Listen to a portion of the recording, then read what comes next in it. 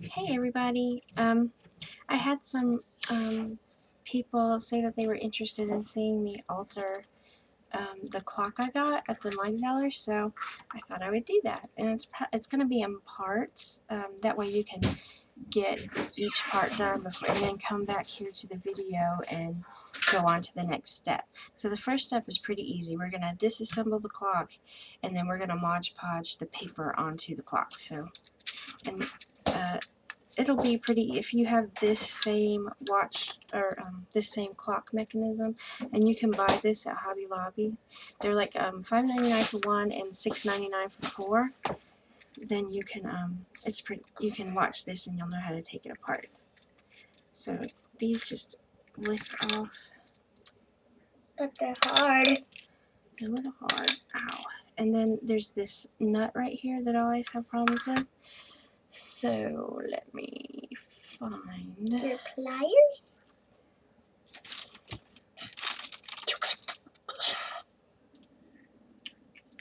I was trying to get you because Kathy wanted to tell you something. Give me just a second. Okay, I'll be over there and you can just come over there when you're ready. Okay. So you loosen up this nut here. Twisty, twisty, twisty, twisty.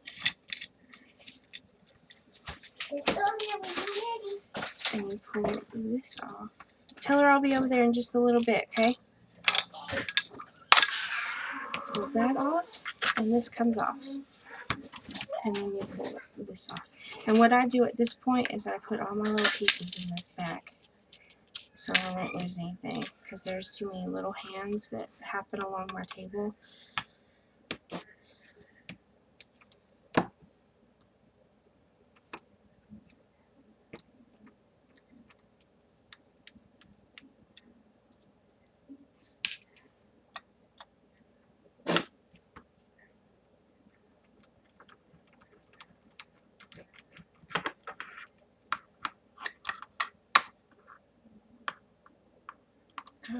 My screw is stuck in there.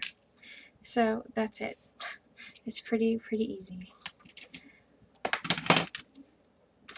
So now that it's disassembled, I just set those pieces aside, and then this is ready to be Mod Podged. So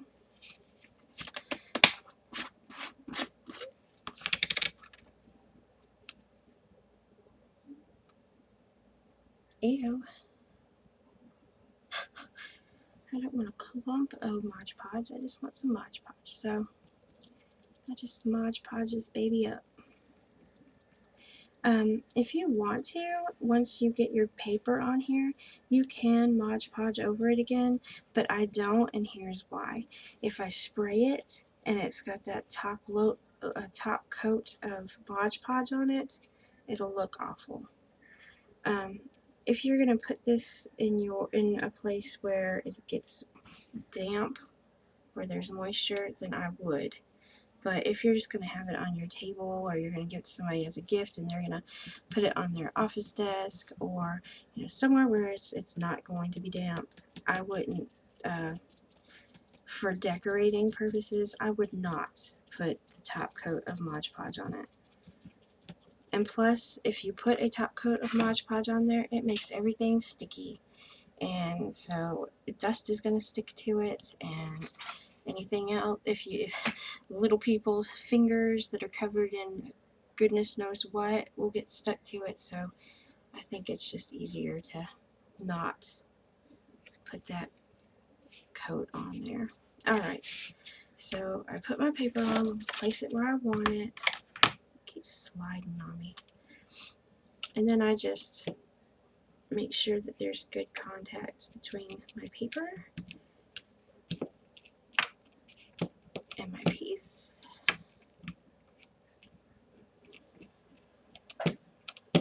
You can just do this with your hands, but since I have a brayer, I use it. I didn't have a brayer up until a couple months ago. I found that at a scrapbook yard sale. So,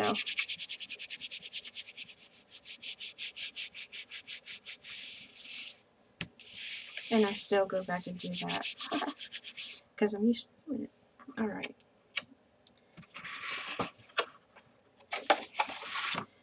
so that it didn't adhere straight. That's awesome. I felt it sliding around under there. The first thing I do is I go around this with a stylus, just so that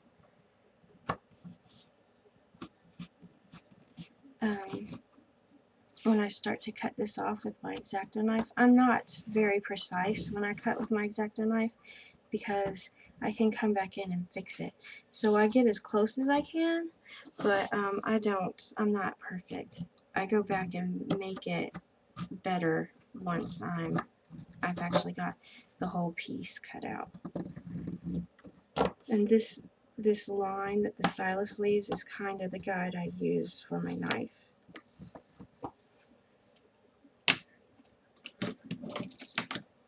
So then I come in and I just cut this bad boy out.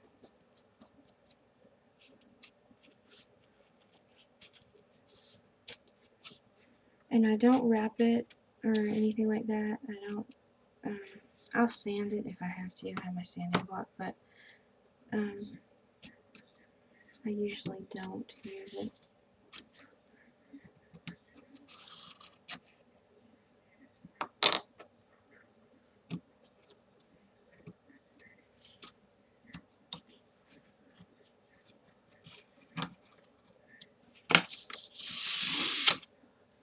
And my awesome self-healing mat has all these cuts in it. It's great. It's very non-self-healing to be self-healing. See, I don't go around those all that great. I just get around them.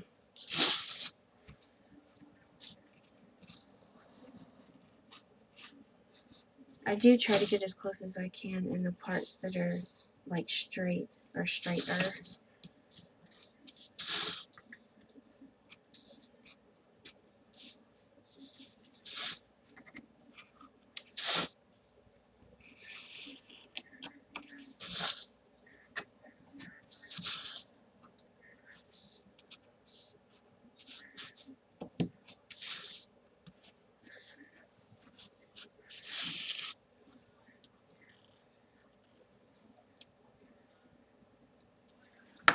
And then what I do to make sure that I don't lift it up off the front is as soon as I'm done cutting, I turn it back over and then I pull it down.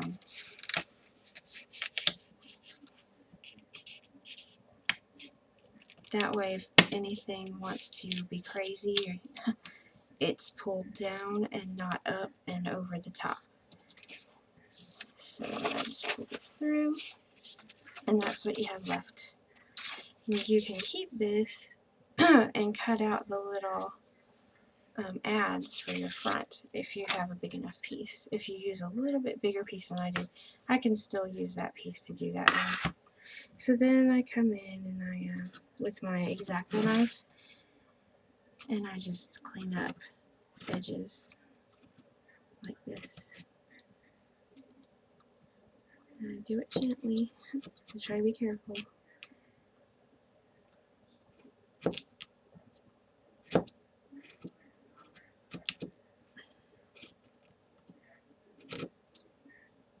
A very odd shaped clock. I don't know exactly what it's supposed to look like.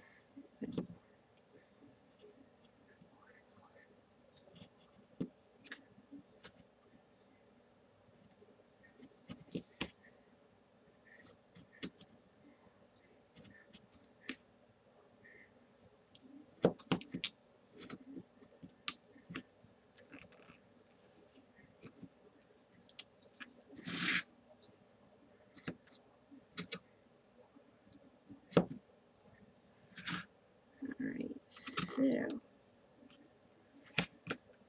the next step that we're going to take is covering the back, which will be exactly the same. Did I miss that at the bottom? How did I do that?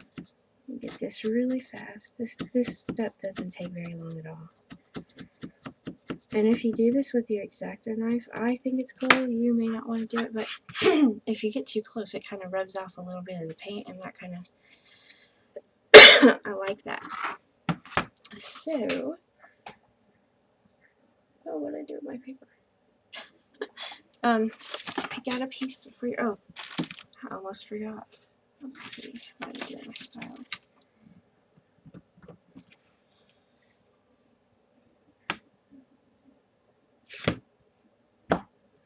This part you don't have to, it's not going to show. You just need to hold there and put the stem of your clock work through. So, alright. Now let's cover the back of this baby. I think I will cover it with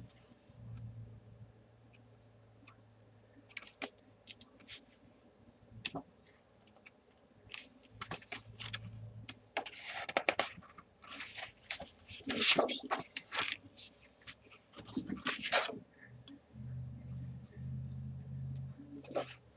I think that piece. So, back to the Mod Podge.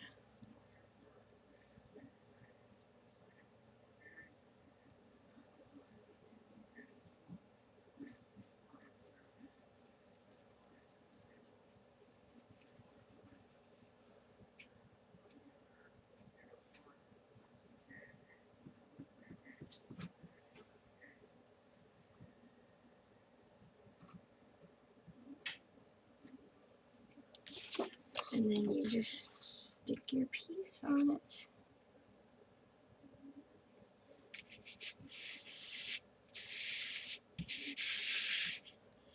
And at this point, it still likes to move around, so be careful.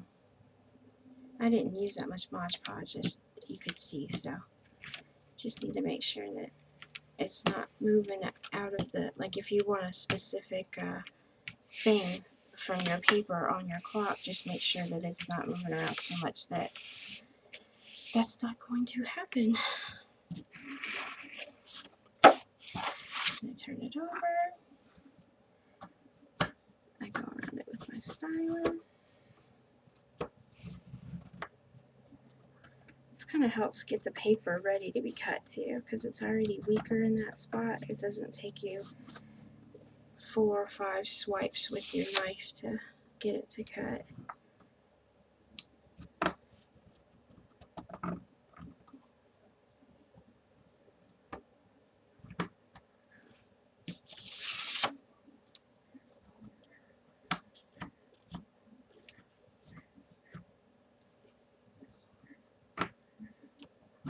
Alright. Now the yuck off my knife. I'm going to start on the side and just work my way around.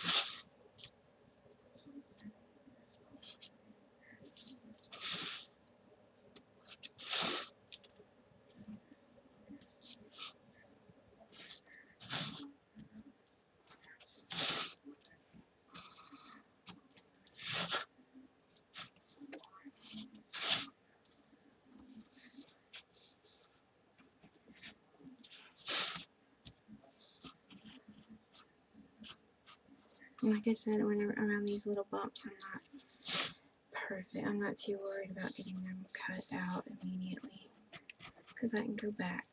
Oh, just as long as I don't rip my paper. That's not good. I hope that didn't mess anything up. I don't think my blade is very sharp. Alright, so then you put it back to the front. Oh, gosh, that was too close. This knife blade stinks. Okay. And push it down.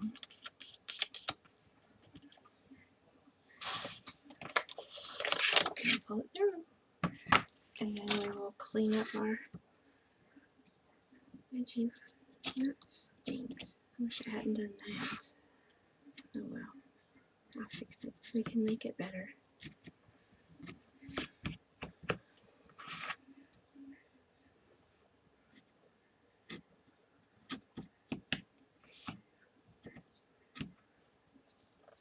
There's too much glue on the knife blade. That is what happened, because all that glue oozed out. had a hard time cutting after that. Or the floor is just dull. Yeah. So make sure your knife blade is sharp.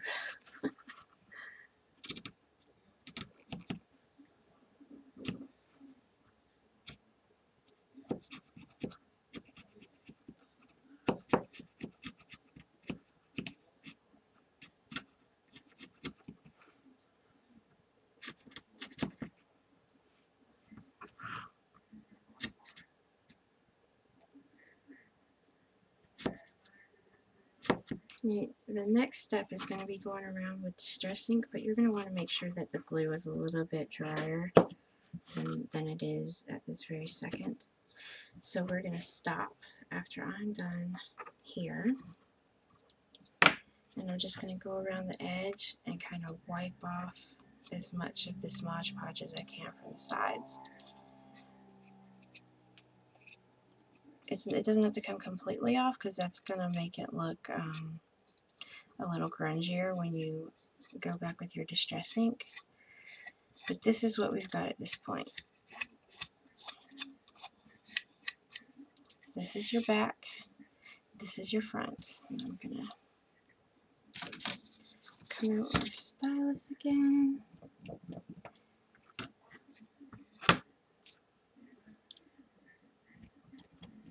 And just make that hole for my clockwork. And then we're going to wait for the glue, the Mod Podge to dry just a little bit. And then we'll go back in and distress ink that. So I'm going to stop here. This will be part one. And when we come back, we'll be decorating this thing. So some things you might want to gather together are some feathers, bling, flowers, leaves, charms, lace, and then you may want to cut out some of the extra ad pieces from your paper that you used on the front. So I will see you in a bit. Bye.